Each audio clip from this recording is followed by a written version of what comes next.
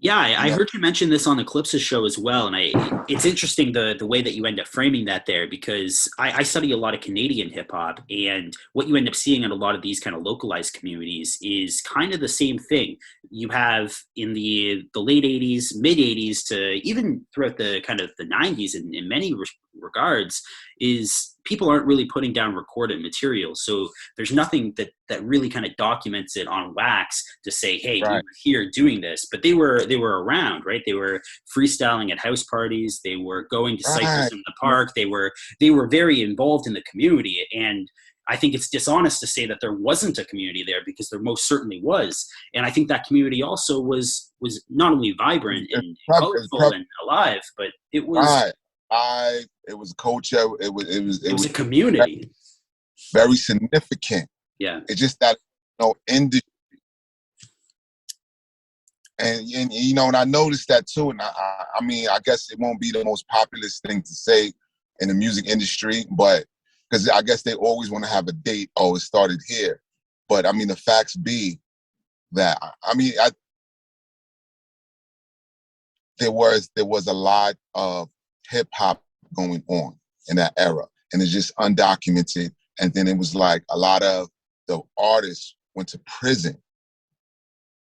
and then when they came out of prison, that's when you started hearing of that's when you started hearing of uh, significant hip hop of that time.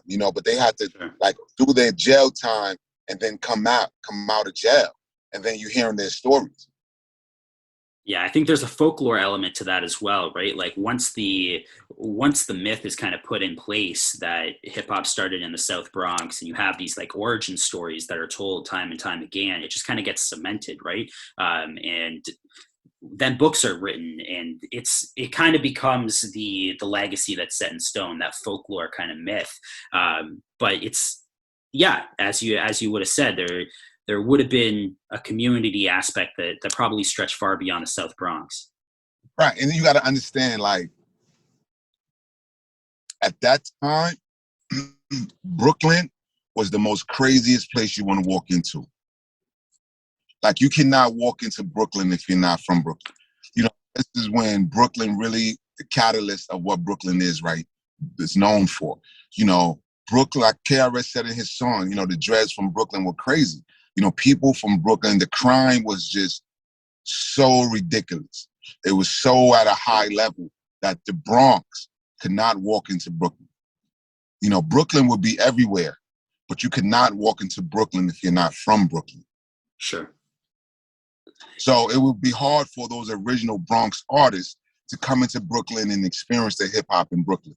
That's the climate at that time. That's what's going on.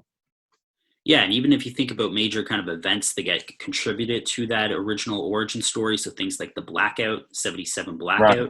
blackout, that expanded throughout New York City. It wasn't just the South Bronx, right? Like in Right. Manhattan, there was a blackout in '77. It wasn't just contained to the South Bronx. What was not, was not. It was everywhere. It was everywhere. So, I mean, I look forward to like having these conversations too, because it's interesting and trying to get some of these older G's to come and talk their experience of that ancient, not ancient, but that Brooklyn hip hop that was going on during the evolution of hip hop. Do you think there's an argument to be made that other boroughs were experiencing this as well? Because clearly the boroughs aren't completely divided, right? Like if people are going in and out of the South Bronx, they're also going to other boroughs from time to time, and they're sharing their art, they're sharing their experiences, they're sharing their passions. Right. Yeah. Yeah. We're talking about Brooklyn now, and that's your experience because you're from Brooklyn, so you have that history, and you've spoken to these people that, as you said, escaped prison, they or got out of prison, and they were telling these stories. But do you think that other boroughs could also end up laying claim to kind of what we're talking about in a way? And not really, because it's kind of like the cool place to be, and where it, um, like the urban hip hop coming. I mean, the urban, not just hip hop, not just music, but fashion. And it's like Sure. when you have cool and when you're creating it, it's like when you're doing things different, when you're inspired, when you're getting that inspiration to do things different. It's just like few places, that really can can take that claim. Yeah. You know, it's just from also the number of how large Brooklyn is, the number of people, how big the urban community is, and how big the Bronx is. You know, so Yeah. you know, so just those numbers alone, and also the mix of the Caribbean community that's coming in. So you know, there's none like Brooklyn. You know, Brooklyn. So the reggae coming into like the urban New York urban environment is going to create a certain kind of energy. Yeah.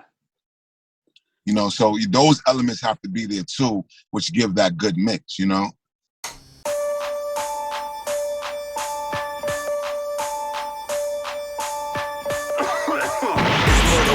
On a track, 2 blunts in a sack, 3 bundles of crack, you better move. We starting to wild up, fuck these bird motherfuckers, make the flock of them fly. So I got a lot of clout, got a lot of props from how I walk, what I talk about. It's my check, come on. It's 2-step, come on. It don't matter what's said and who you rap, come on. So with my mind's on my money, yeah, my money on my mind. I get mine, I get mine, I get mine, I get mine.